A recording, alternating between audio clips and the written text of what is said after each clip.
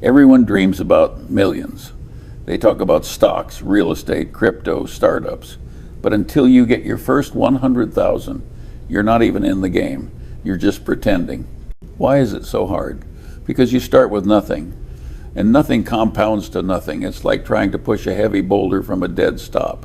Once it's rolling, momentum helps. That is the voice of the late great Charlie Munger, one of the greatest investing minds of our time. He was a huge reason behind Warren Buffett's success as an investor, having been his right-hand man for 45 years. He says that your first 100,000 is very important to obtain and yet very difficult to get to. He also says that until you get to this figure, you're not really in the game. So what are we to do then? Well, he speaks of the compounding effect and how it needs momentum to build up to something significant. Let's dive in and hear what that is all about. Welcome to The Eighth Wonder, a channel dedicated to making compound interest your best interest. At the beginning, it feels impossible. I know because I lived through it. I was born in 1924, right into the Great Depression. My family wasn't poor by choice. We were poor because the whole country was flat broke. My grandfather went bankrupt. My father lost clients. I grew up seeing what financial weakness looks like. It looks like desperation. And I decided early on I'd rather go through life with money than without it. But here's the catch. To get that first 100,000, you have to behave in ways that most people won't. We might not live in the times of the Great Depression, but if you're watching this, then chances are there's a financial need that you are trying to meet. And that can serve as your pain point and motivation to help you figure out a better way. You can also decide on how you'd like to go through life. So Charlie spoke of doing things that most people wouldn't do in order to get to that 100,000. What are some of those things? You have to save when it feels pointless. You have to invest when the numbers look trivial. You have to ignore the urge to copy your neighbor who just bought a shiny new car on credit.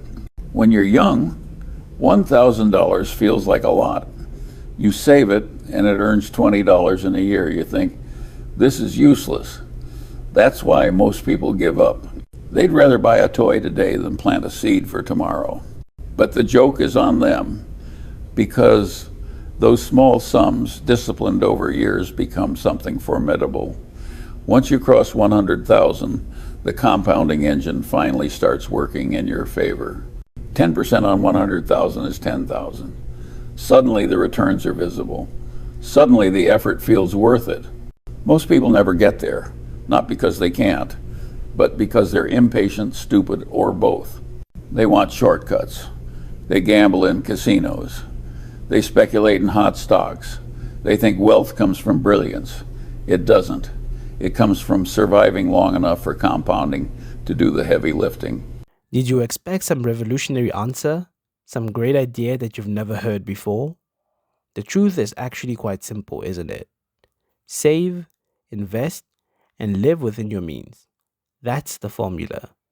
Do this for long enough on a consistent basis, and you'll begin to see the power of compounding kick in and doing all the heavy lifting.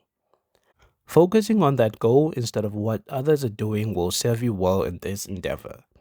Just as Teddy said, don't be impatient or stupid, as this will cost you a lot of time and money and move you away from making the most of your situation. Wealth does not come from brilliance. It comes from surviving long enough for compounding to do the heavy lifting. Let that sink in. I'll give you a blunt metaphor. Making your first 100,000 is like digging through wet cement with a spoon. Miserable, slow, backbreaking. After that, it's like slicing through butter with a hot knife. The texture changes. The irony is that the habits you need to reach 100,000 are the same habits that make you rich. Live below your means. Save like a pessimist. Invest like an optimist. Ignore the idiots. It's not complicated, but it is hard. I once said, nobody can help you if you don't save. And I meant it. If you spend everything you earn, there's no investment genius that will rescue you. Not Buffett, not me, not God. The whole secret is this. Be slightly less stupid than the average person.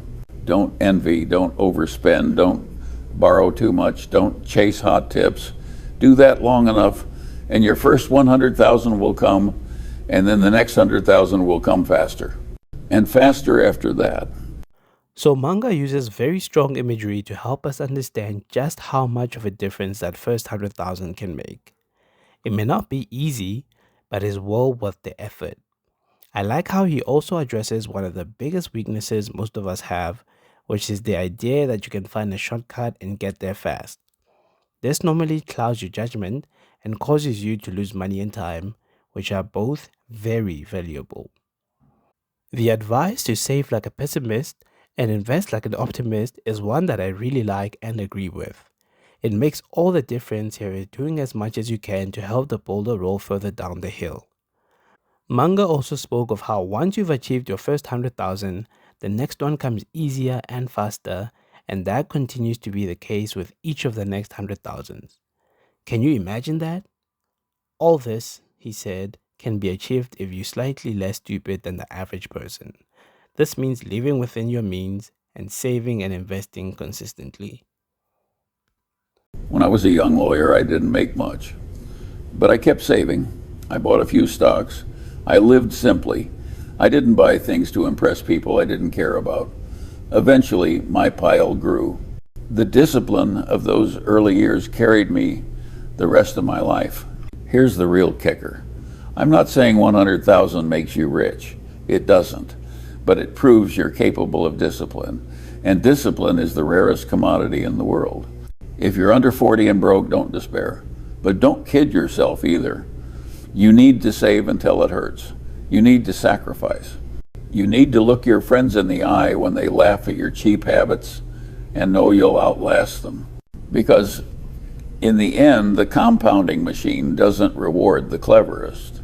It rewards the stubborn. That's the paradox of wealth. The beginning is unbearable. The middle is tolerable. The end is inevitable. The first 100,000 is hell. But if you get through it, you'll wonder why everyone else is still stuck at zero. So the question is simple. Are you willing to suffer now so you don't suffer later? Are you willing to suffer now so you don't have to suffer later? That is a very important question for you to answer. Your answer doesn't mean anything until you act upon it, though. Too many of us want great things for ourselves, but we aren't really committed to doing the work needed to get there.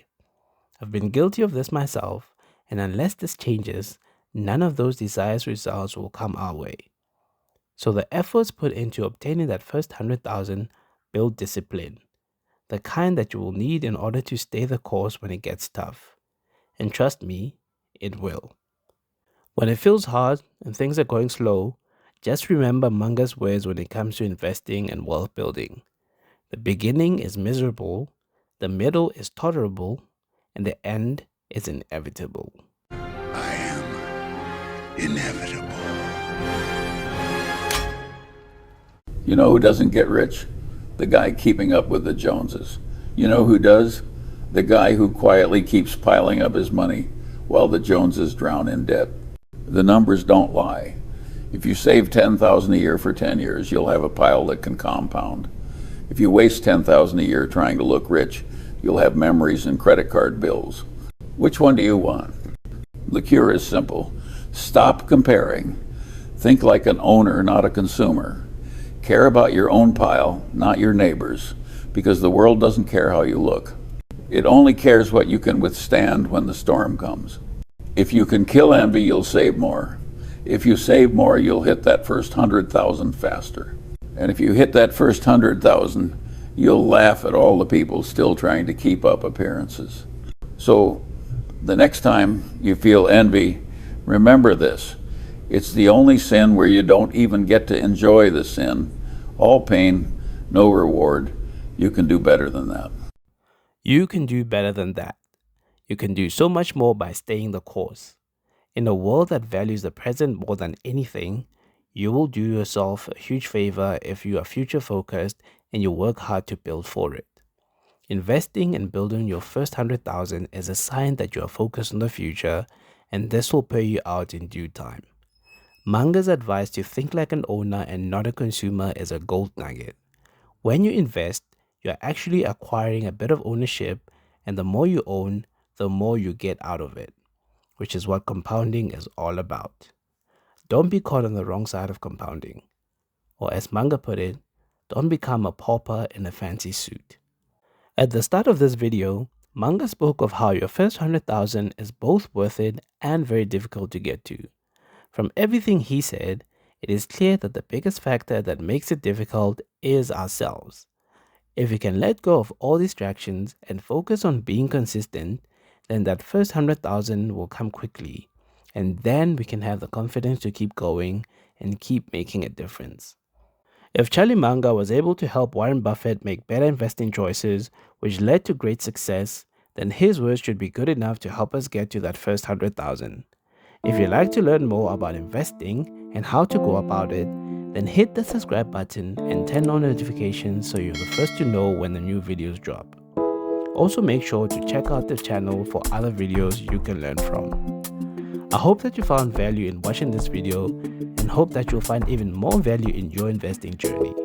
If you made it this far in the video, then please leave a like and share the video with a friend. Thanks for watching. I hope to see you in the next video, but until then, stay invested.